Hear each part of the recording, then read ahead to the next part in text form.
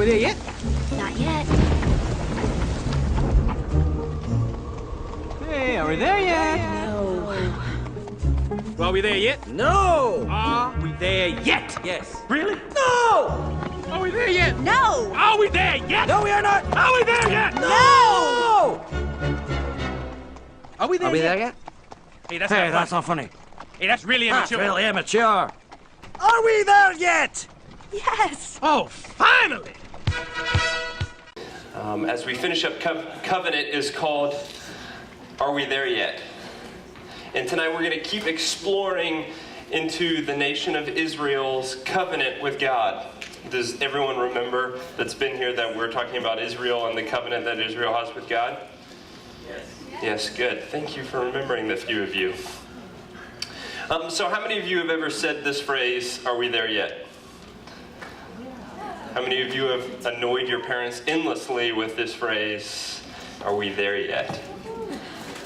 It's one of my favorite phrases. I also love to answer this question for youth on trips. I also love to answer the question, how much longer? I usually say between 3 minutes and 3 hours. It's the best answer that I can come up with, and the most annoying one. What if it's like 5 hours? Well, it's never 5 hours away. Anyways. So, are we there yet? Israel, classically, right, keeps messing things up, right? And the question that we've been kind of looking at is, when is Israel going to start doing it right? Remember last week we talked about Judges, and Judges was the book that follows Joshua. Joshua was the guy that fell in line after Moses. And then we have Judges, and so there's this period of time that there is Judges, charismatic leaders that led the nation of Israel. And Israel just kept going through this cycle of doing really good with this leader, but then the leader would die, and then they would be confused as what it was they were to do, and they started worshiping these idols. What were those idols called? Baals. I heard someone say it. They were called Baals, not hay, but just other idols, other gods. And so they would start doing that, and then God would get angry, and so they would fall down, and then they would cry out into help, and then God would raise up another charismatic leader and lead them out of these trials. And it just kept happening over and over and over again. And so that's where we are in the nation of Israel currently. And so what I want to do for y'all is I want to sum up the rest of the Old Testament for you, just real briefly. Are y'all excited about this? I did 7 years of education to be able to tell you what happens in the rest of the Old Testament very, very quickly. Y'all ready? Excited? Good. Here is the rest of the Old Testament summarized. Israel just keeps messing up. That's literally it. That's the rest of the Old Testament. Israel just continues to mess things up. After Judges, we have another time of leaders. Y'all think of what that time was? What kind of leaders were they?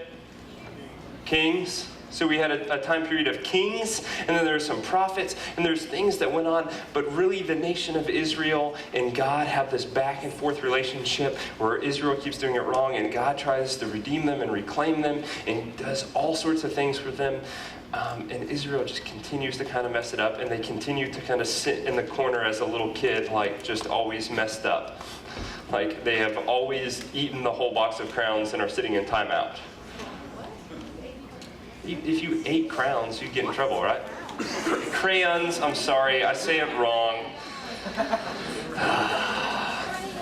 All right, well, that's just another thing y'all can make fun of me for. So Israel keeps messing things up. That's the rest of the Old Testament for you. I remember when I was in college, my freshman year of college, I had an 8 a.m. class Monday, Wednesday, and Friday the entire year. And it was Old Testament. God, it was the hardest class ever to get up for and go and sit through and listen to an hour-long lecture of Old Testament. Like, if you think I am boring talking about the Old Testament, imagine going and sitting through like an hour-long lecture 3 times a week at 8 a.m. God, I was looking back at my notes earlier this week, And I actually saw places in my notes where like I would start to doze off and fall asleep, and my writing would like slowly start falling off the page. Because it was such a hard class to stay awake in. I loved it, but gosh, I was just so tired. And I remember second semester of Old Testament, it was Old Testament 2, still at 8 a.m., but we were drawing to a close in the year, and we were all getting ready for the final. And so I was with a couple other religion majors, and we went to this restaurant that was open all night long. And so we went to this restaurant. What? That would be Perkins, yes. Those of you who are also Lambeth people know it as Perkins. So we went to this restaurant called Perkins, and it was wonderful because there were these sweet little old ladies that were the waitresses, and they would come and refill your sweet tea and your coffee all night long, and so I could just keep going all night long. And I remember I was studying for this Old Testament final, and I was so frustrated. It was 3 o'clock in the morning, and I had I don't know how many cups of coffee, but I was like shaking. And I was studying with all these people, and finally, at about 3 in the morning, I slammed my hands on the table. I think I told this on Sunshine Tour. But I slammed my hands on the table, and I was like, why doesn't Israel just get it right? We would be done by now if they would just do things right. But we kept having more and more information to study because Israel just kept doing things wrong, and they kept messing things up. And really, when we get down to it, that is the rest of the Old Testament. And so, as we have that just blip image of the Old Testament, I kind of want to move on from Israel and the Old Testament and this covenant, and I want us to remember that, but I kind of want to move on to the Old Testament for a few minutes and think and look about what all of that, what we've been talking about for the past few weeks, has to do with us. And some of you right now are thinking, finally, what does this have to do with us? What does Israel have anything to do with us? So I'm going to introduce you to a new Greek word this week. I pronounce this word inkintrinzo. Are y'all okay with that? Okay, y'all say it with me? Inkintrinzo. So inkintrinzo means graft. Do y'all know what the word graft means? No? Good, just fine. You didn't even try. Graft. So this is a simple definition of graft. Splicing a plant onto the stalk of a similar plant to create a new or stronger plant. And so this is what doing a graft kind of looks like. This is a little bit of an image of that. You see they splice and they add like another tree in. And supposedly this makes two trees one stronger tree.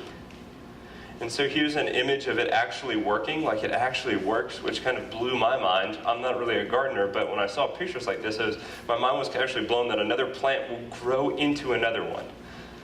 And also, y'all have heard of a skin graft? Yeah, I don't have a picture of a skin graft up here because that was the worst thing ever to Google after a lunch this week. I mean, like, it is a medical, like, marvel, but it is not.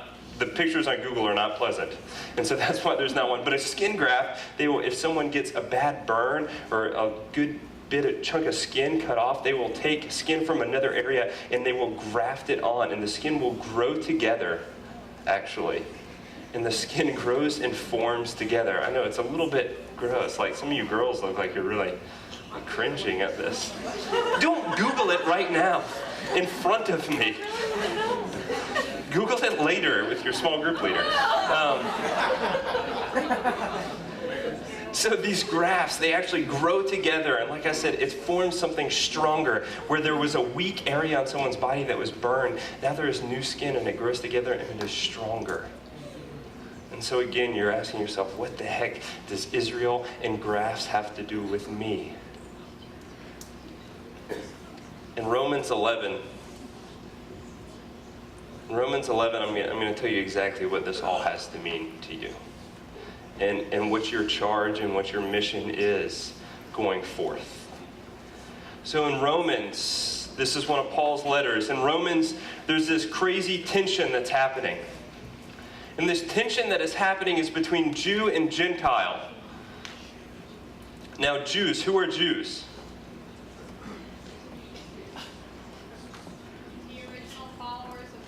The original followers of God, which we've been calling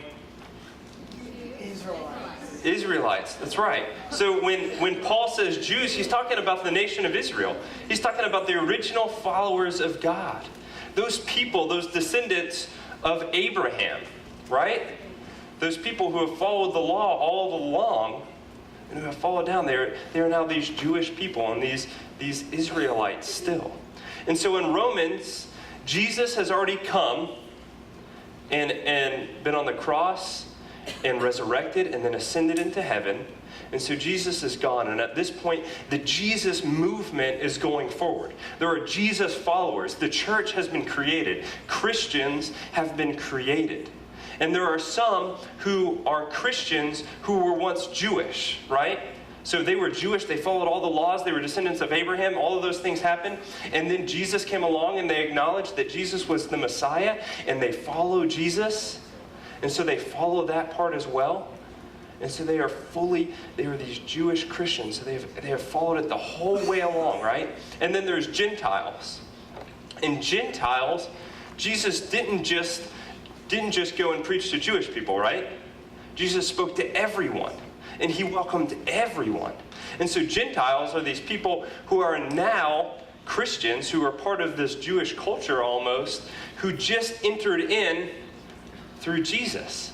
They were never a part of that covenant with Abraham. They were never a part of those things. They never followed those laws. They just entered in when Jesus came onto the scene. And so you imagine the tension here. Jewish people are a little angry because they're like, hey, we've been following this whole time. You know, we've been doing all these crazy laws and these things this whole time. And now these other people are just coming in and they're getting to come to the party too.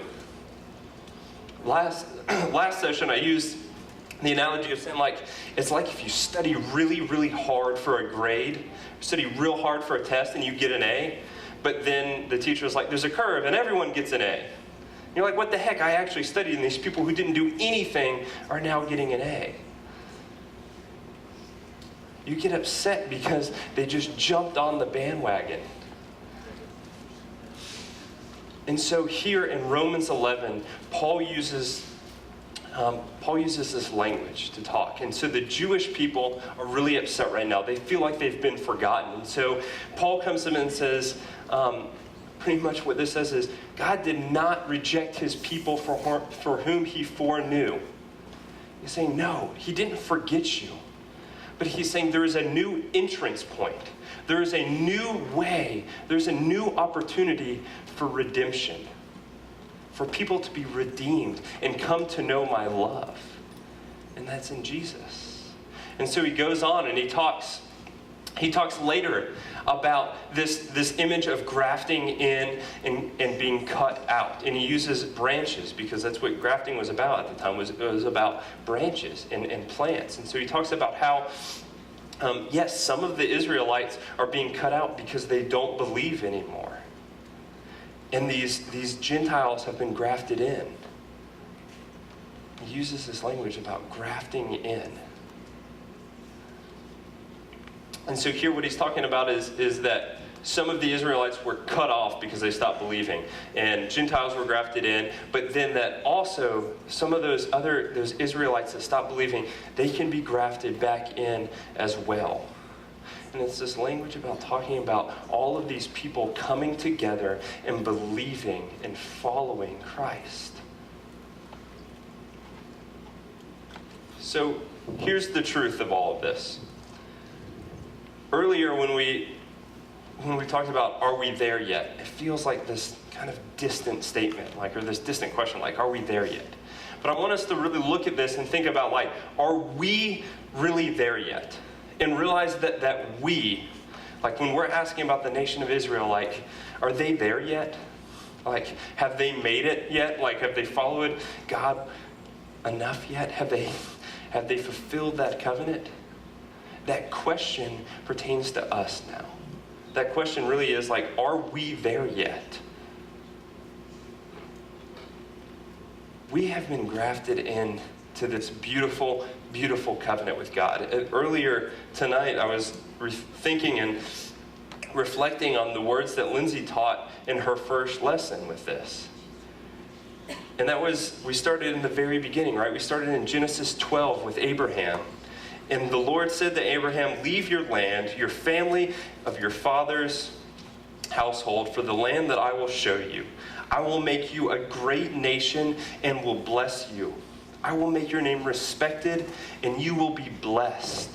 And God goes on to tell Abraham about the amazing things that are going to happen to Abraham. And remember Lindsay explained that covenant in the very beginning, and that was what started all of this. And now what Paul is telling these Jewish people is saying, yes, you upheld those things, and that is awesome. And these new people, they are grafted in. They are a part of this branch. They are a part of this covenant, and they don't make it weaker. They make it stronger. Followers of Christ, hear me now. We are a part of this promise with God. And we are a part of it to make it stronger. Christ came to redeem the world, to redeem creation. And we are grafted in as a part of that.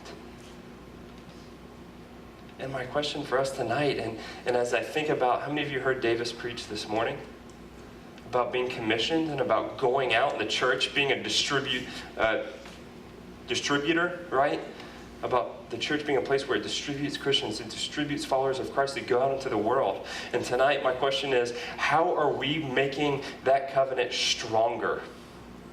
That thing that we are grafted into and we are been made a part of, that branch that represents God's everlasting and unending strength and love, how are we strengthening that even more by being followers of Christ? I know that that's something that I've been thinking about this week is what do I do to really make this stronger? When I walk out of my office and I go have a conversation with someone, what conversation do I have that makes it stronger? When I go home, when I go to the grocery store, when I go to a school for lunch, how do I go out and make this promise with God even stronger to the point that it changes the world? Let me pray for y'all.